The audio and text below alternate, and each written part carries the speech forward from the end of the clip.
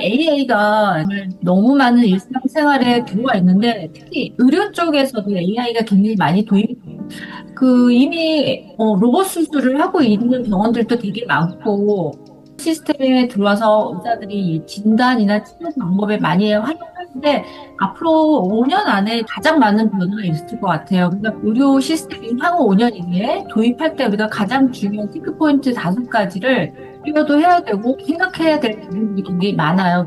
그 부분에 대해서 여러분랑 같이 의견을 좀 나눠볼까 합니다. 저도 뭐 아직 다가오지 않은 미래 때문에 모르지만 그래도 우리가 조심스럽게 예측과 예방은 할 수 있을 것 같아요. 이 주제로 잡았고요. 지금 이미 고령화 사회에 우리나라 65세 인구의 20%가 넘었고 의료 인력 부족해요. 그리고 AI가 들어서 더 양극화 현상 때문에 로봇 수술 같은 경우 기본이 2천만 원부터 올라간대요. 그러니까 뭐 우리가 수술을 할 때 굉장히 정확한 포인트를 잡아가지고 절개도 적게 넣고 그러면 절개를 적게 넣으니까 부작용도 적고 그러는 대신에 비용이 굉장히 고가이기 때문에 병원들은 앞다퉈 AI 수술이나 로봇 수술을 굉장히 많이 하고 확대하고 있는 추세예요. 앞으로 이제 이게 우리가 의료 시스템 들어오면서 앞으로 이 의료가 치료보다는 AI를 활용해서 어떻게 하면 예방적으로 전환하는 방향으로 가야 된다고 얘기를 하고 있고, 또 지금 글로벌 헬스케어 시장이 2024년에 작년에 266억 달러였는데 2030년에는 1870조 이렇게 많이 성장할 것으로 예상이 되고 우리나라는 특히 의료 선진국이거든요. 그래서 우리나라는 연평균 50.8% 성장률을 기록해서 글로벌 평균 42% 정도를 상회할 것으로 전망하고 있습니다. 우리가 또 인간이 생각할 수 있는 부분들은 AI가 생각하지 못하는 부분들에 대해서 우리가 오늘 심도 깊게 한번 얘기를 해보겠습니다. 첫 번째는요, 법적, 윤리적인 문제예요. 이 보시면 아직 우리가 AI의 사용에 대해서 어떤 법률이나 윤리적인 것들이 명확하게 안 잡혔는데 최근에 뭐 우리나라가 올해 초에인가 1월 달에 뭐 AI에 대한 사용 지침이나 이런 것들이 나왔다고 저도 정확하게 아마 AI를 사용하면 AI를 명시를 하게끔 하는 그런 법률이 있는 것 같은데 25년 1월 인공지능 기본법이라고 그래가지고 이게 통과가 됐대요. 그래서 이미 우리나라뿐만 아니라 외국에도 통과가 됐고 특히 고영향 AI, 그러니까 그 AI가 굉장히 깊은 영향을 미치는 의료라든지 교육이라든지 법률이라든지 그 분야가 여러 분야가 있는데 그런 분야들은 특히나 AI를 사용하는 거에 대해서 사용했다는 것들을 이렇게 투명하게 발표해야 된다고 이렇게 얘기를 얼핏 제가 들었거든요. 그래서 여러분들이 요거에 대해서 한번 얘기를 좀 해보겠습니다. 우리가 진단할 때 예전에 마이크로소프트에서도 이미 그 AI를 사용해서 진단과 치료를 하는 AI를 도입을 했고, 굉장히 인간들이 실제로는 오진율이 높은데, 이 오진율을 많이 낮추는데 기여를 했다고 제가 들었거든요. 그래서 요즘에 병원에서 AI를 가지고 진단을 그래서 요즘 사람들이 예를 들어서 피부에 병이 생기면 사진을 찍어가지고 그걸 AI한테 물어본대요. 이게 진단병에 뭐 같니? 이거 지금 증상이 이런데 이게 뭐 같냐고 물어보는데, 이 영상의학과가 예전에는 우리가 CT나 MRI 찍으면 인간이 눈으로 판별을 했는데 인간이 눈으로 판별하는 것보다 AI가 직접 판별했을 때 더 정확도가 높아서 진단을 많이 활용하고 있고 치료는 이제 인간의 몸에 어떤 수술이 메스를 대야 될 때 정확한 포인트 지점을 예전에는 우리가 수술을 하면 부위를 오픈해가지고 굉장히 넓은 부위를 수술하다 보니까 인간이 직접 눈으로 보고 그걸 했는데 요즘은 AI로 이미 3D 영상으로 봐가지고 정확한 포인트를 찍어서 거기만 아주 정확하게 집중을 해가지고 그 부위를 제거한다든지 조그만 카메라 구멍을 조금 뚫어가지고 카메라 같은 걸 넣거나 내시경 같은 걸 넣어가지고 그 부위만 살짝 걷어내거나 제거하는 수술 방법들이 요즘에 굉장히 많이 수술실에서 활용이 되고 있습니다. AI 사용 여부를 환자한테 사전에 고지한다든지, 뭐 워터마크를 표시한다든지, 그래서 환자들이 알 권리를 보장해야 되고, 또, 무분별하게 요즘엔 AI가 만능은 아닌데, 모든 걸 AI한테 맡겨가지고, 그걸 가지고서 양산하는 콘텐츠 같은 거 굉장히 많잖아요. 대량으로, 공장형으로 생산하는 콘텐츠들이 많아서, 이런 것들도 문제가 되고 있습니다. 인공지능 거버넌스 위원회 이런 것들을 만들어서 그거를 감시하고 관리하는 조직이 필요하다고 하는데 우리나라는 아직까지는 제가 알기로는 없는 것 같아요. 그래서 여러분들이 뭐 의료가 아니어도 일단 전반적으로 AI가 우리 생활에서 어떻게 많이 활용이 되는지 여러분들이 생각을 그냥 자유롭게 발표해 주시면 돼요. 근데 네, 1번은 단계별로 하겠습니다. 그 AI가 의료 시스템에 도입했을 때 네, 어떤 중요한 체크 포인트라고 하셨잖아요. 네, 네. 체크 포인트는 누구를 위한 체크 포인트인지, 그러니까 의료 AI를 지금 다루시는 거잖아요. 네, 네.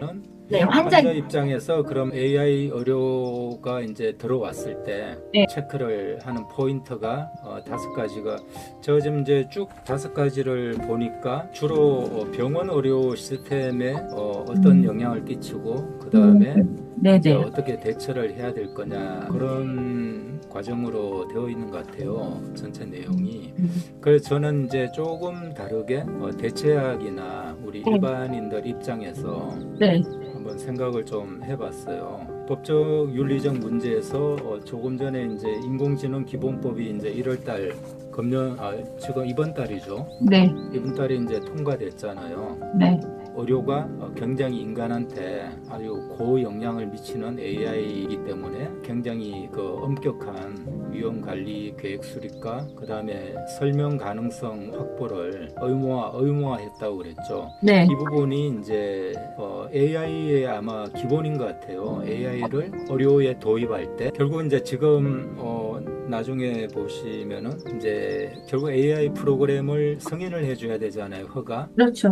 허가할 때 이걸 먼저 한다고 그러죠. 앞으로 이 AI를 어떤 방향으로 설계할 것이며 그 다음에 이 AI는 어떤 기준으로 이제 설계가 되어 있다는 걸 투명하게 이제 공개를 해서 예전 같으면은 뭐 계속 이제 단계별로 허가를 받았지만 이 의료 AI 같은 경우는 한 번만 허가를 받으면은 계속 중간에 프로그램 변경은 자기들이 이미 내가 요 표준 범위를 규정을 해놨기 때문에 자체적으로 단계별로 허가를 받을 필요 없이 그냥 계속 할 수 있다는 거죠. 아마 어떤 AI를 진단에 만약에 뭐 요즘 AI 생성 툴이 되게 많잖아요. 뭐 구글 제미나이도 있고 뭐 그 일론 머스크가 만든 그록도 있고 뭐 요즘 굉장히 뭐 챗GPT도 있고 종류가 굉장히 많으니까 진단할 때 어떤 AI를 활용했다는 정도는 분명히 표기를 해야 될 것 같다는 생각이 들고 그거를 보조적으로 활용하는 거지 그게 100%는 아닐 거예요. 그러니까 의료인들이 인간이 생각하는 범위가 또 다르기 때문에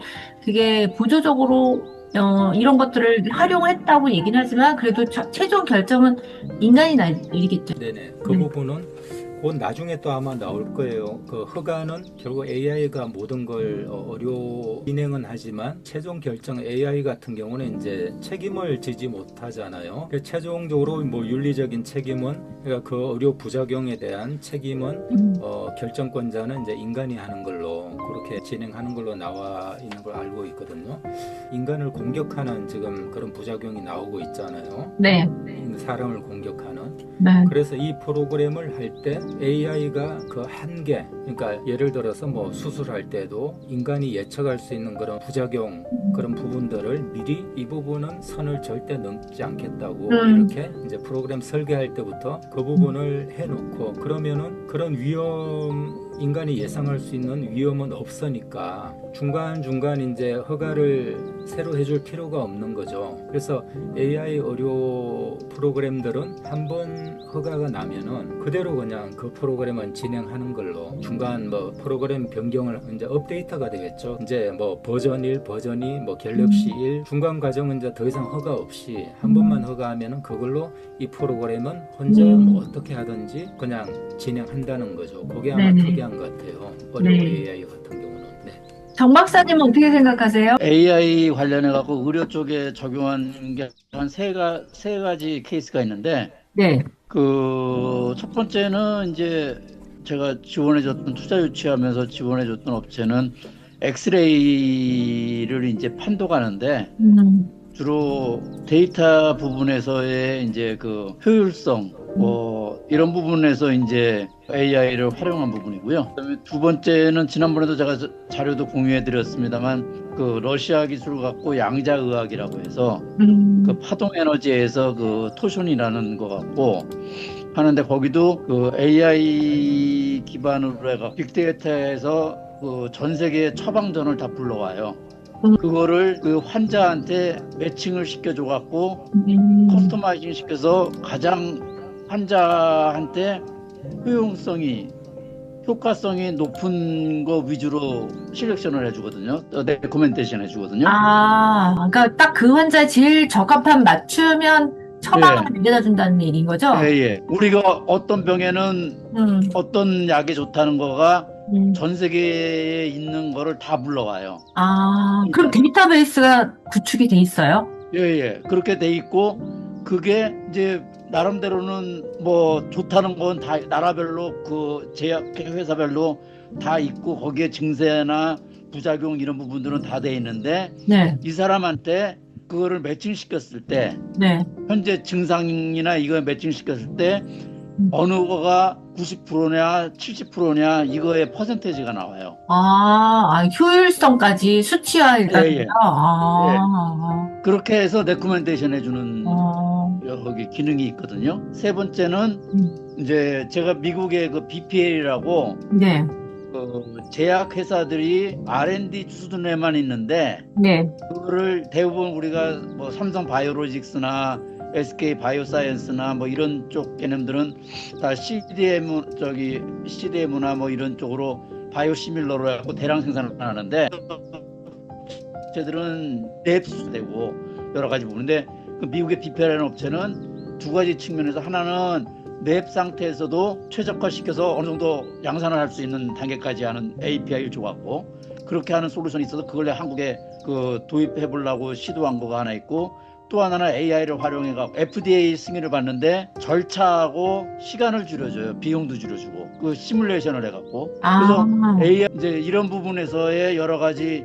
효율성하고 효과성 있는 부분 뭐 박사님 말씀하신 대로 을 정해놓고 그 리미트 밑에서 분석하고 자료를 분석하고 거기에 최적화시키는 부분, 그다음에 효율성 있는 부분 아직 그 정도 수준에서만 이제 시장에서 저기 필드에서 적용시키는 부분에 저도 케이스 스터디가 있고 그런 부분을 보고 있어요. 근데 저는 이제 조금 걱정스러운 게 이제 요즘에 그 AI를 우리가 많이 활용을 하고 있는데 앞으로 5년 안에 AI 에이전트가 나온다고 얘기를 하고 있잖아요. 이제 AI 에이전트는 뭐냐면 AI가 딥러닝을 해서 스스로 우리가 인간이 요 한도까지만 너는 이 일을 해 지정을 해줘서 이제까지는 그렇게 하고 있는데 이제 앞으로 AI 에이전트가 나오면 얘네들이 스스로 학습을 하고 딥러닝을 해서 우리 인간의 지능을 뛰어넘어서 우리가 시키지 않아도 자율적으로 자기네가 결정하고 일을 한다는 거예요. 그래서 제가 어젯밤에 갑자기 불현듯 밤에 잠이 안 와서 이렇게 핸드폰을 딱 켰는데 뉴스가 떴는데 뭐였냐면 미국에선가 최근에 바로 어제였었던 것 같아요. 제미나이가 인간하고 이제 대화를 요즘에 사람들이 왜 핸드폰으로 밤에 잠 안 오면 막 제미나이하고 막 대화를 하잖아요. 근데 대화를 하다가 뭐 자기가 최근에 연인과 헤어져서 마음에 상심이 있는 내용을 제미나이하고 막 상담을 하고 있었는데 얘가 갑자기 그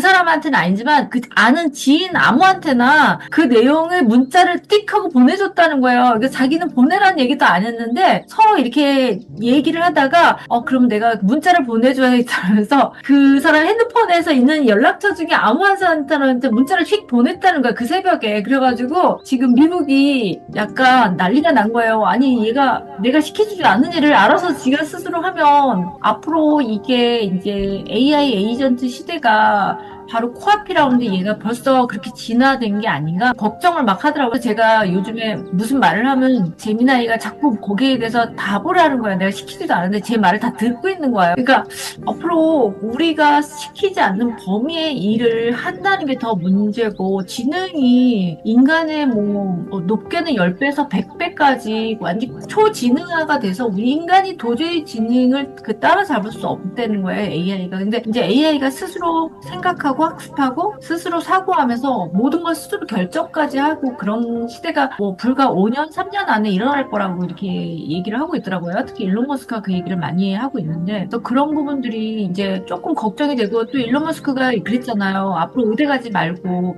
3년 안에 휴머노이드가 그 지금 외과 의사 선생님보다 더 수술을 잘하고 더 저가에 수술을 잘할 수 있고 더 짧은 시간에 할 수 있으니까 의사가 그렇게 지금처럼 많이 고인력의 외과 의사가 필요하지 않다 이렇게 얘기를 할 정도로 AI가 굉장히 급속도로 발전을 하고 있는 상황에서 조금 우려스럽기도 하긴 해요. 우리가 옛날에 공상과학 책이나 이런 데서 막 우리가 우려했던 거 있잖아요. 이 AI가 인간의 지능을 뛰어넘어서 역으로 인간을 지배하면 어떻게 할까? 뭐 이런 우리가 고민들을 상상을 했었잖아요. 어릴 때. 근데 그런 일들도 있을 수 있지 않을까? 저는 조금 그런 부분들이 걱정이스럽고, 왜 그 AI 그 선구자 요번에 노벨상 받으신 그 과학자 있잖아요. 그 교수님 이름이 지금 생각이 안 나는데, 미국에.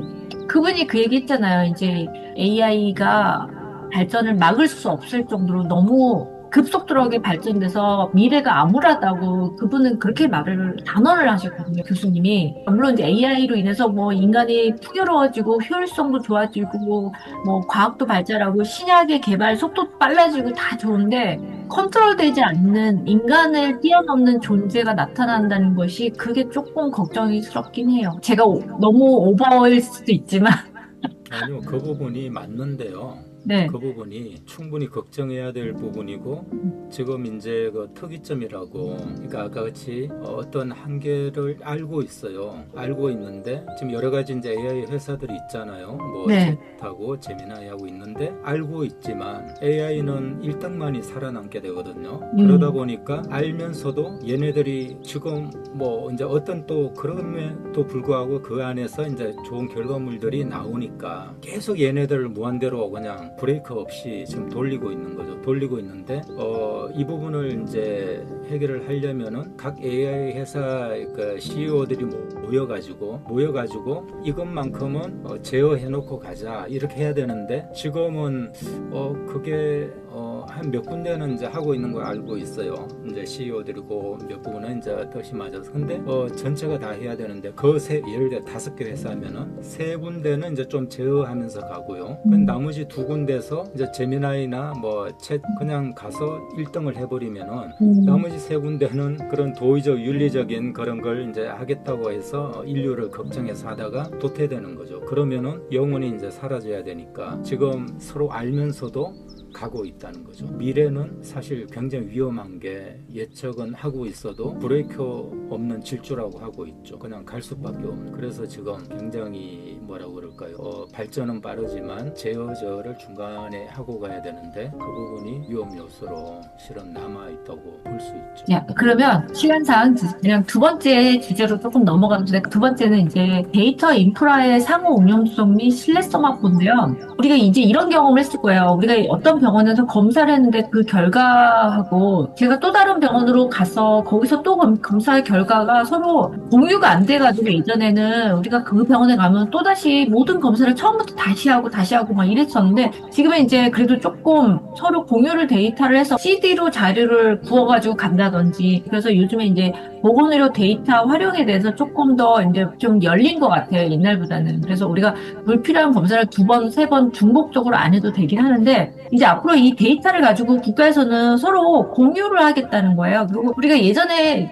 불과 작년인가 챗GPT 처음 쓸 때 챗GPT가 그동안에 쌓여진 데이터를 가지고서 얘가 학습을 하다 보니까 자료가 굉장히 편향성이 있었다는 거죠. 어떤 특정한 인종이나 특히 주로 미국의 뭐 백인, 뭐 특별한 인종, 성별, 연령대에 대한 그 편향된 데이터를만 가지고서 학습을 하다 보니까 우리가 어떤 데이터를 찾았을 때는 그 결과물이 약간 좀 편향성이 있었다는 거죠. 그러니까 이제 데이터를 서로 공유를 하는데 민감한 자료 있잖아요. 예를 들면 CT라든지 누구의 MRI라든지 이런 것들을 그 환자의 실제 그 이름은 지우고 대신 많은 데이터를 가지고 서로 시뮬레이션해서 연구 발전에 쓰지만 그 사람이 특정인 누구의 데이터라는 건 그걸 이제 합성 데이터라고 하더라고요. 그래서 합성 데이터를 가지고서 그걸 다시 얘네들이 AI가 또 학습을 하는 거죠. 또 학습을 해서 연합 학습을 해서 또 학습을 해가지고 그 많은 데이터를 가지고서 우리가 진단을 내리고 치료 목적으로 이제 연구 목적으로 쓴다는 거죠. 환자들의 많은 기록들이. 우리가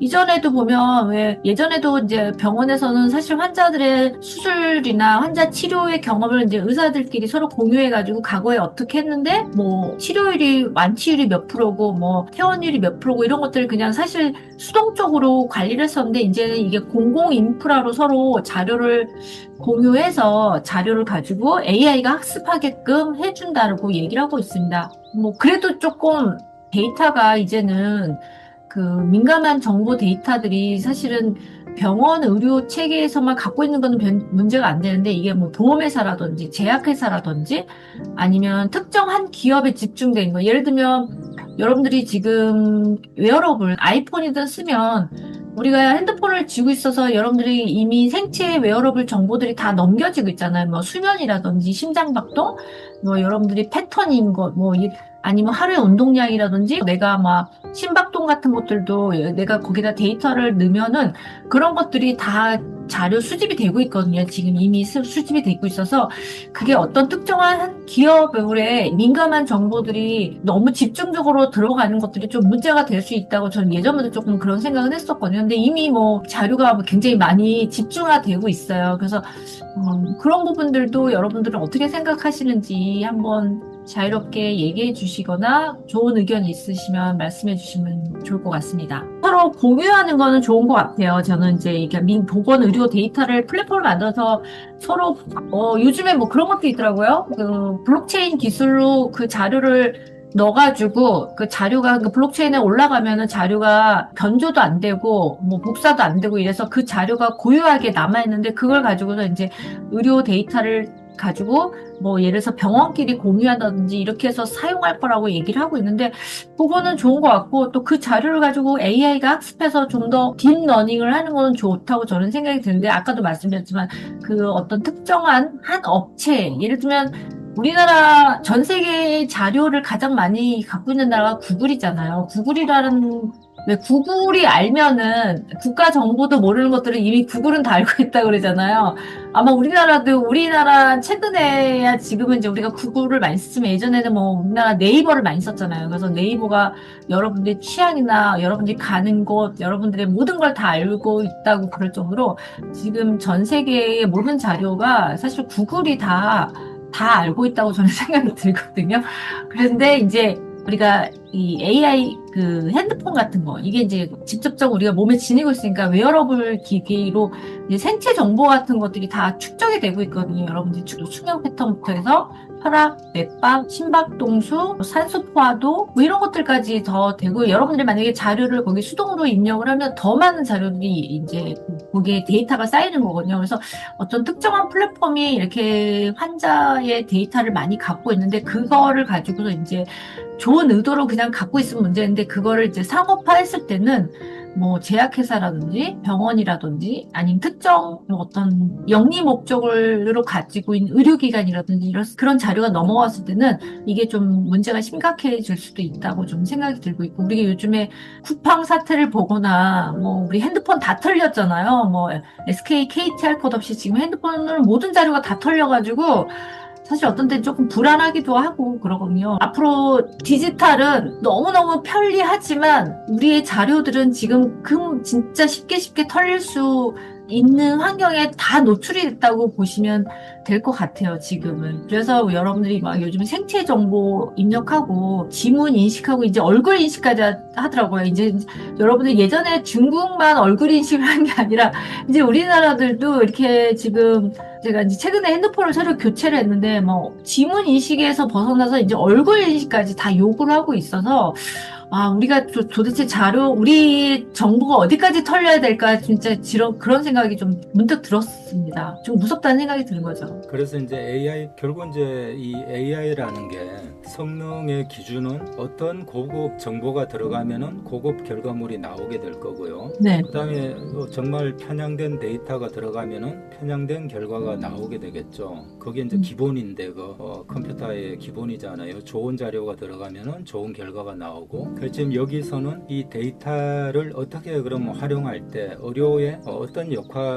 영향을 끼치고 그 다음에 어떻게 이제 활용했을 때 정말 의료의 발전에 도움이 되고 또 많은 연구자하고 기업들이 정말 고품질의 데이터에 안전하게 접근할 수 있는지 이게 포인트가. 그래서 지금 저는 이 부분이 정말 중요한 게 지금 현재 의료 그 산업에서 그 데이터들이 편향된 포함된 게 많죠. 예를 들어서 과학적이다, 비과학적이다 할 때 실제 의료에서 현장에서 이제 치료가 되는 그런 분야 효과가 10%도 안 된다고 보잖아요. 나머지 90%는 놓치고 있는 부분인데 지금 의료 AI도 이렇게 오면은 예를 들어서 지금 이제 의료 산업의 데이터로 정리가 되는 부분들은 아주 이 성적이 좋은데 의외로 정형외과가 성적이 안 좋대요. 정형외과 같은 경우는 데이터로 나오는 게 아니라 오면 또 저는 이제 좀 다르게 봤거든요. 왜 정형외과가 이 의료 AI에서는 성적이 낮을까? 그 부분을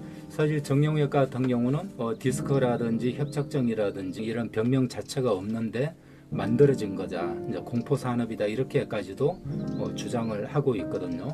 그럼 이런 만들어진 가짜 데이터들이 결국은 여기에 갈 수밖에 없다는 거죠.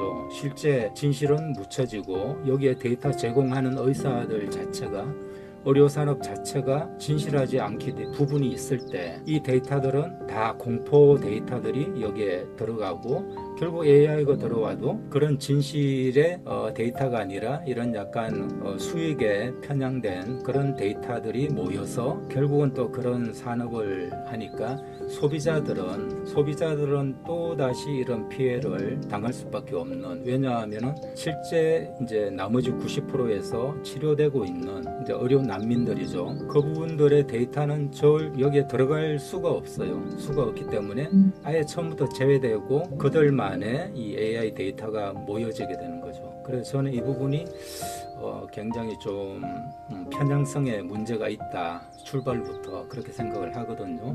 제가 대체학 입장에서는. 단지 여기서는 이제 한 가지 그래도 희망을 가질 수 있는 게 이게 뒤에 보시면 그 바우처라고요. 데이터 접근 바우처 사업을 진행을 한다고 그러거든요. 이 부분은 우리가 이제 이런 의료 데이터를 대체학이나 이게 자연의학 그 보안의학 데이터를 제공받을 수 있는 저는 기회가 좀 있게 되지 않을까. 그 부분에는 좀 희망을 가지고 있습니다. 그러면 뭐 따로 하실 말씀은 없으신가요? 저는 이제 제가 이 투링해주는 업체 중에 하나가 네. 그 블록체인 전문, 그래서 분당 서울 그 블록체인 기술을 접목시켜갖고 네. 여기 협력해서 하는 부분을 좀 하고 있거든요.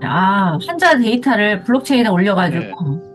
네. 이 코인의 어플리케이션 중에 하나가 이제 그 동물병원 있잖아요. 잘 안 들려요, 박사님. 동물병원이 다 현금 내거든요.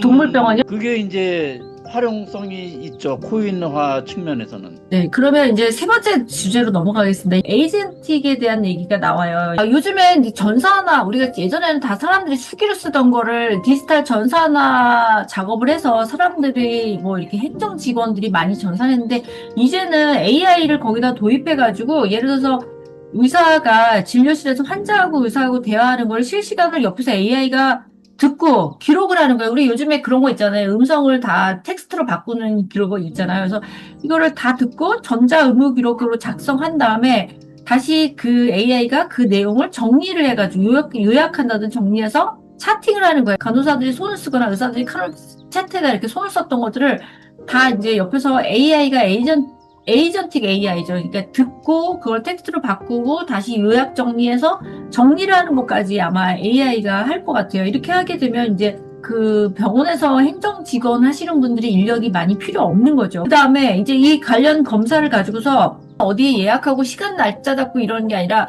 그 프로그램 상에서 그냥 AI가 예약을 하고 그 다음에 환자 그 처방전까지도 다 이렇게 디지털 자료로 해가지고 처방전 넘기고 그래서 전체적인 프로세스를 AI가 중간에서 많이 할 것 같아요. 그래서 뭐 여기 보면 워크플로우 보면은 옛날에 수동으로 하는 것들을 5분 이내에 이제 AI가 다 통합적으로 해서 우리가 환자 예약할 때 전화 예약 스케줄 잡고 또 문진표도 작성하고 또 의사가 이렇게 환자의 기록 같은 것들도 다 차팅으로 기록을 남기고 또 아까 앞에서 말씀드렸던 영상의학을 판독하고 그 판독에 대한 결과를 AI가 넣는 거죠. 그리고 우리가 여러분들 그 병원에 가면 환자 몸에 중환자실 같은 데 보면 주렁주렁 달고 있는 기계들이 있잖아요. 뭐 혈압 혈압도 재고, 체온도 재고, 그다음 호흡수도 체크하고, 산소 포화도도 체크하고, 뭐 이런 것들이 다 기계가 이렇게 달려있는데, 이런 것들을 우리가 이제 웨어러블처럼 환자가 몸에 입고 있으면 이걸 AI가 실시간으로 감지를 하고 계속 모니터링을 해가지고, 예를 들어서 거기서 갑자기 환자의 심장이 멈췄다든지, 심장 박동이 문제가 생겼다든지 그러면 바로 의료진을 콜한다든지 이래서 이런 시스템으로 아마 가지 않을까 이렇게 보고 있습니다. 그래서 아직까지 여기 제가 말씀드린 것들이 다 이렇게 되고 있지는 않지만 아마 일부분은 거의 다 디지털 됐거든요. 근데 디지털 된 데다가 AI만 아마 도입해가지고, AI가 중간에 인간이 하던 조정 업무를, 스케줄 짜고 조정하던 업무를 아마 AI 에이전트가 대부분 통합해서 하는 날이 2, 3년 안에 올 것 같아요. 이거는 진짜 빨리 올 것 같아요. 제가 볼 때는 2, 3년 안에 오면 이미 공공기관에서 챗봇 다 쓰고 있잖아요. 그런 것들을 아마 1, 2년 안에 도입이 되지 않을까 이렇게 생각이 들고 있습니다. 네 번째 그러면 넘어갈게요. 돈 문제 한번 생각해 볼게요. 돈. 제가 딱 AI가 들어왔을 때 환자 입장에서 그러면 고령화가 되고 막 그 로봇 수술이 들어오고 수술의 그 완성도가 높아지긴 하는데 환자 입장에서 그럼 의료 수가나 비용은 어떻게 될까? 이 부분이 조금 걱정스러웠거든요. 물론 이제 뭐 일론 머스크는 물질적 풍요의 시대가 온다. AI가 이제 많이 도입하면서 인간의 노동을 대체하기 때문에 모든 것들이 가격이 싸질 거다. 재화의 가격들이나 서비스의 가격이 많이 싸질 거라고 얘기를 하는데 또 일부분에서는 그렇지 않을 거라고 보고 있거든요. 아예 양극화라는 거죠. 지금도 여러분들이 의료 시스템에 가면 우리나라 의료 시스템이 잘 돼 있지만 의료 양극화가 있어요. 분명히 돈 많은 사람들은 질 좋은 의료 시스템을 갖고 자기 몸에 적용해서 굉장히 건강하고 오래 사는 반면에 저소득층은 의료 시스템이 우리가 잘 발달되어 있지만 접근성도 멀고 또 비용도 너무 많아서 건강한 돈 많은 사람들 더 건강하고 오래 사는데 저소득층은 질병, 만성질환이나 이런 것들 더 많이 갖고 있고 또 수명도 더 짧고 그래서 이미 양극화가 있는데 저는 AI가 들어와서 이게 더 양극화를 더 심화시킬 거라는 생각이 들거든요. 아까 일론 머스크가 얘기한 거는 자기 기준에서 자기가 로봇을 만드는 회사에 하는 얘기고 환자들의 입장에서 봤을 때는 저는 그렇게 유토피아라고 생각이 들지는 않습니다. 그건 제 개인적인 생각이거든요. 그래서 여러분들은 어떻게 생각하시는지 한번 자유롭게 얘기해 주시면 좋을 것 같습니다. 저는 이제 이 부분에서 그 AI 이제 의료가 들어오게 되면요. 기존의 의료는 이제 치료 위주였다면요. 네. 치료 위주였다면 여기 이제 아래쪽에도 나오지만 이렇게 되면은 이제 굉장히 제약회사하고 보험회사는 수익이 굉장히 높아질 걸로 지금 보고 있잖아요. 이제 병원 같은 경우는 업무 자동화로 또 병원도 마찬가지로 또 수익이 올라갈 걸로 보고 있고요. 그래서 지금 이제 처음에 했을 때 나온 것 같이 지금 이제 사후 치료에서 아마 이게 핵심이지 않을까 싶은데 현재는 이제 사후 치료 개념이죠. 사후 치료, 질병을 치료남 그게 또 주 소득원이고요. 근데 이제 앞으로는 선제적 예방으로 이제 패러다임이 바뀐다는 거죠. AI 의료가 왔을 때 누군가 이제 실험 이 부분을 이제 명상 쪽에 유명하신 분 이제 오쇼가 그런 말을 했었어요.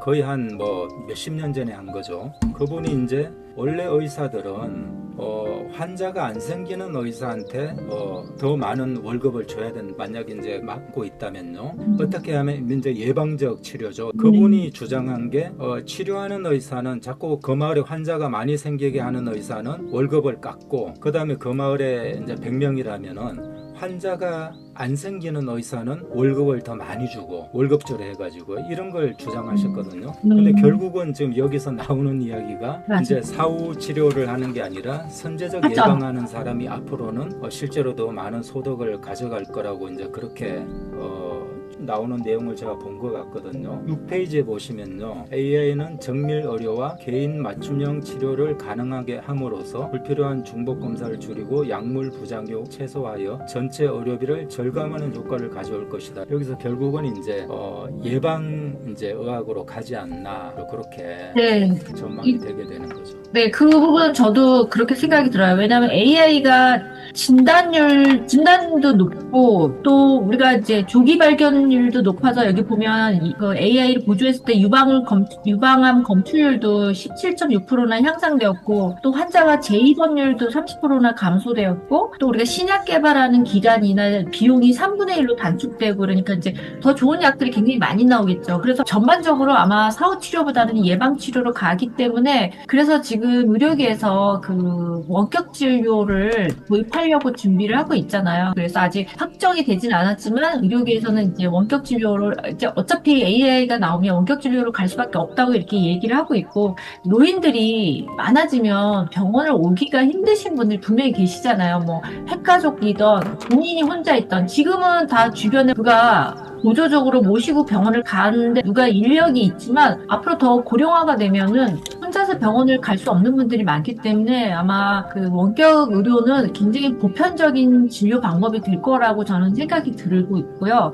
그리고 이제 아까 보험 얘기했잖아요. 그러니까 아마 부정수급 받는 거는 디지털 데이터가 명확하게 남아서 우리가 지금 그 실손보험으로 부정수급 받는 비율은 많이 줄어들 거라고 저도 그런 생각이 들고 있고, 저는 보험회사가 망할 것 같은 생각이 들거든요. 물론 이제 아직까지도 우리나라는 보험을 많이 들고 있지만, 의료보험보다는 차라리 앞으로는 간병보험 같은 게 더 활성화되지 않을까. 그러니까 예를 들어서 우리가 지금 수술해서 뭐 어떤 수술에서 그 수술 비용을 받는 그런 보험이 위주로 우리가 대부분 실손보험을 가입해 있는데 앞으로는 그런 보험보다는 왜 중개업자들이 다 사라질 거라고 하잖아요. 뭐 부동산 중개업이든 이 보험 중개업이든 중개업 하시는 분들이 대부분 다 사라지고 나중에는 AI 에이전트 아니면 인간하고 직접 AI하고 상호 직통하는 거래 시스템으로 가기 때문에 그런 업종들은 좀 많이 사라지고 대신에 간병보험 같은 거는 좀 살아남을 건데 의료보험 같은 것들은 조금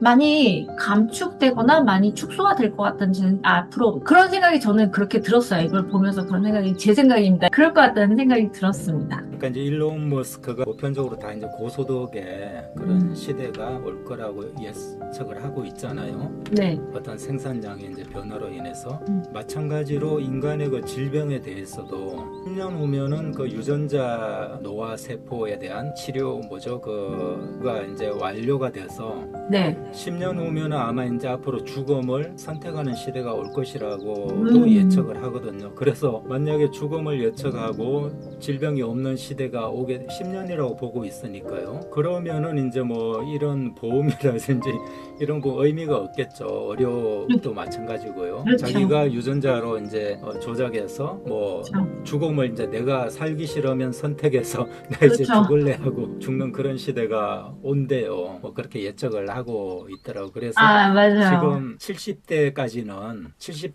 10년만 잘 버티면은 그때는 영생을 할 수 있는 맞아. 그런 시대가 오니까. 저도 그런 얘기를 들었어요. 일론 머스크가 그랬나?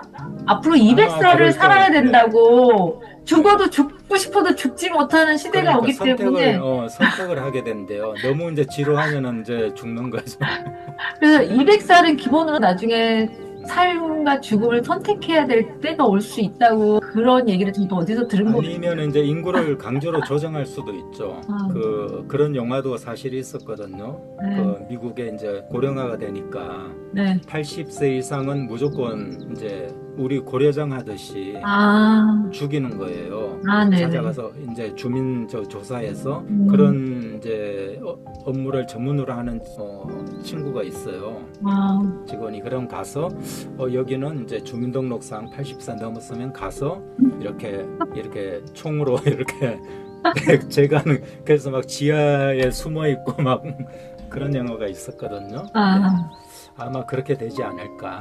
자, 정 박사님은 하실 말씀 없으신가요? 자, 네. 아까 보험 얘기하신 것 중에 네. 그래서 거기는 이제 이 예방의학으로 건강검진으로 해갖고 그걸로 수익 사업하러 그래요. 가입자 해갖고. 그렇죠. 네, 미국의 유전자 가이라고 그래가지고 유전자를 DNA를 불필요한 것들 잘라내서 우리가 예를 들어 유전병이 안젤리나 졸리. 예. 그런 거 유방암. 잘라내가지고 우리가 더 오래 살 수 있는 그게 이미 지금 미국에서 연구하고 있잖아요. 그러니까 아마 앞으로 그런 유전자 AI 도움으로 유전병이라든지 우리가 인간이 갖고 있는 만성질환 있잖아요. 우리가 약간 타고나는 만성질환, 가족력이 있는 만성질환 같은 것들은 어느 정도 굉장히 많이 정복이 될 것 같아요. 유전자 조작으로 해서 불필요한 것들을 다 삭제해가지고 좀 건강한 유전자로 조합을 다시 만드는 거죠. 그래서 아마 오래 사는 건 분명히 맞을 것 같고, 더 고가의 양극화의 어떤 진료 이런 거는 나올 것 같아요. 자, 그럼 이제 마지막 파트 가겠습니다. 인적 자원에 대한 비판. 일론 머스크가 의대 가지 말라고 얘기했잖아요. 저는 이제 앞으로도 의료 인구는 많이 필요할 것 같아요. 왜냐면 이제 인구가 고령화 시대에 나이 많으신 분들이 많고 AI가 전부 다 할 수는 없거든요. AI 그 기술을 뭔가 통합하거나 판단해주거나 그리고 윤리적으로 판단해줄 인간이 꼭 필요할 것 같아요. 그러니까 AI는 어떻게 설정하냐, 설정값을 어떻게 넣냐에 따라서 AI가 인격이 달라질 수 있잖아요. 우리가 어떤 선한 사람의 설정을 넣을 수도 있고 악한 사람의 설정을 넣을 수도 있고에 따라서 인간이 그 주입한 프로그램에 의해서만 결과물을 도출하기 때문에 AI 의사한테 내 몸을 어떻게 맡겨요? 무서워서 어떻게 믿고 맡겨요? 그래서 인간이 결국은 윤리적인 인간이 통합하고 뭔가 지시 내리고 조정할 수 있는 부분에서 인간의 의사가 됐던 나중에 AI의 윤리가가 됐던 간에 분명히 인간이 개입을 할 거라는 생각이 들어서 의료진들이 좀 더 세분화될 것 같아요. 그냥 지금은 의사 이러면 뭐 과별로만 나눠져 있잖아요. 이런데 앞으로는 AI가 들어오면 윤리의식이나 이런 것들이 굉장히 더 세분화되고 그 부분을 굉장히 밀도 있게 볼 것 같거든요. 그래서 이 수술 방법이 인간한테 윤리적인지 아니냐, 윤리적이냐를 판단하는 그 인간의 새로운 그 의사 선생이면서 윤리가가 나타나지 않을까 제 상상력입니다. 그런 부분들이 필요할 것 같다는 생각이 들고 이 의료 파트도 빅데이터와 데이터를 가지고서 많이 활용하고 자동화가 될 것 같아요. 이게 모든 시스템 지금도 많이 디지털 자동화가 됐지만 그거보다 더 급속하게 자동화가 될 것 같습니다. 병원뿐만 아니라 물론 우리 사회 전반이 다 그렇지만 의료진은 AI 모델을 직접 교육하거나 검증하는 AI 조련사이자 AI 검증자로서 새로운 정체성을 갖게 될 것이다. 이 부분이 이제 나중에 인간이 하는 일 중에 가장 중요한 일이 이것이 되지 않을까 생각이 듭니다. 통제하는 거죠. AI를 통제하고 검증하겠죠.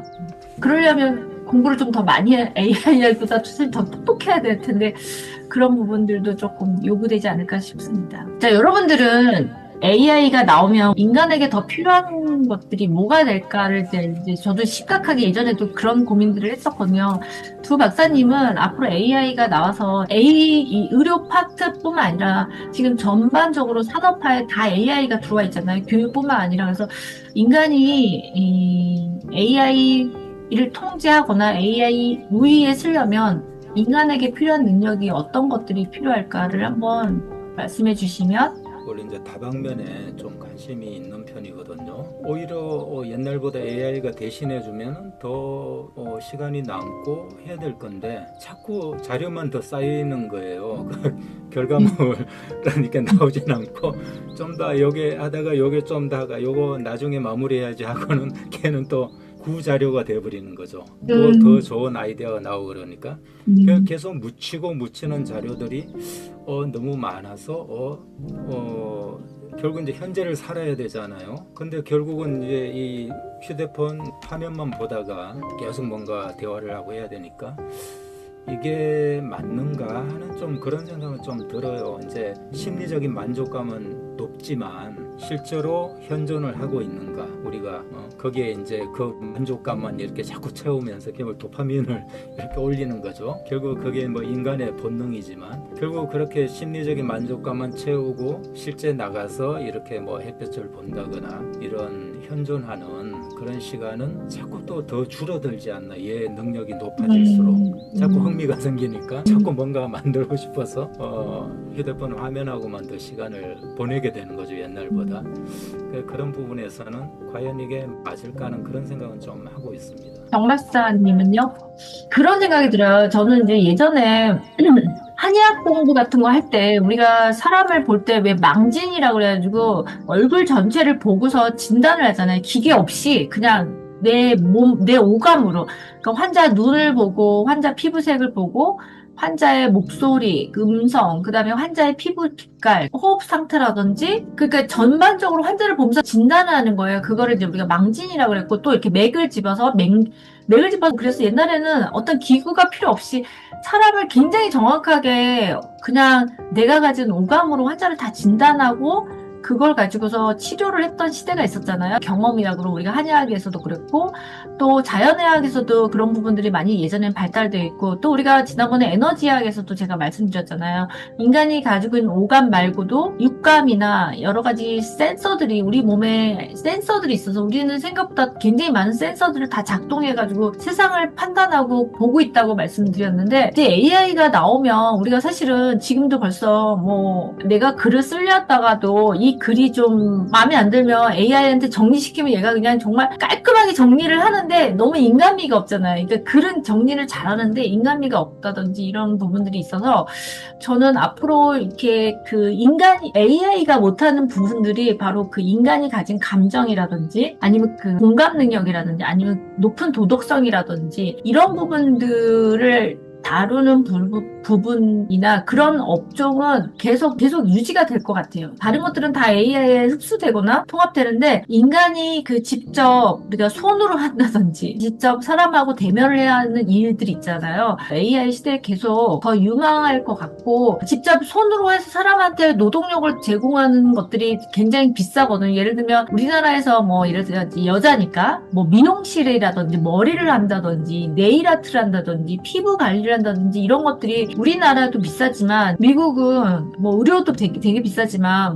사람이 직접 손으로 노동력을 제공하는 서비스업이 굉장히 고가라는 얘기를 들었거든요. 그러니까 직접 접촉해서 직접 뭐 얼굴을 만져준다든지 머리를 만져준다든지 그런 것들이 앞으로 더 고부가가치 산업이 될 거라는 생각이 좀 들어요. 나머지는 AI가 다 멀티로 할 수도 있고 자동화를 할 수도 있고 하지만 인간이 직접 하는 것들이 자동화가 안 되잖아요. 그리고 모든 사람들이 다 자동화된 그 AI 시스템을 원하는 건 아니거든요. 우리가 나이를 먹을수록 사람과 사람이 대면하는 걸 더 좋아하시는 분들이 분명히 있거든요. 아날로그 감정을 좋아하시는 분들이 있기 때문에 그런 업종들은 더 고부가 가치 산업이 될 것 같다는 생각이 듭니다. 아까 데이터 리터러시, 우리가 디지털 기계를 만지는 것들이 나이 드신 분들 잘 못하잖아요. 예를 들면 우리가 뭐 요즘에 인터넷 뱅킹 같은 거 대부분 우리는 하지만 더 연세가 많으시면 우리가 모바일로 모든 금융 거래뿐만 아니라 뭐 모바일로 모든 것들을 하고 있잖아요. 나이가 더 드신 분들은 그런 부분들을 잘 못하시기 때문에 데이터를 다루는 리터러시 교육 같은 것들이 조금 더 앞으로 많이 보급화돼야 되지 않을까 생각이 듭니다. 윤리와 책임의식이 더 많이 앞으로 더 요구될 것이다. 인간이든 AI든 간에 윤리나 책임의식 같은 것들이 더 많이 요구되고 의사들이나 의료진들도 지금보다 더 많은 윤리의식이 더 요구될 것 같다는 생각이 듭니다. 앞으로 이제 이 정보가 진짜인지 아닌지 이런 부분들도 우리가 막 판독해야 되고 그러기 때문에 그런 부분들을 좀 많이 고민해 봐야 될 것 같다고 생각이 듭니다. 네, 뭐 AI 시대에는 이제 인간의 그 기분과 감정을 이제 케어해주는 그런 상품과 이제 서비스가 굉장히 주목을 받을 거라고도 어떻게 보면 대체학 쪽에서는 이제 AI는 기술이죠. 뭐 진단 이런 건 잘하지만 결국 인간적인 어떤 휴먼 터치라고 그러죠. 이 부분은 절대 따라올 수 없는 부분이기 때문에 굉장히 오히려 더 좋은 기회가 열리지 않을까 저는 그렇게 희망을 가지고 있습니다. 우리 그 자연의학이나 이런 사람과 사람을 손으로 터치한다든지 대면하는 것들은 앞으로 더 유망한 산업이나 더 유명한 산업 의료 체계가 될 것 같다고 저도 그렇게 추측을 합니다.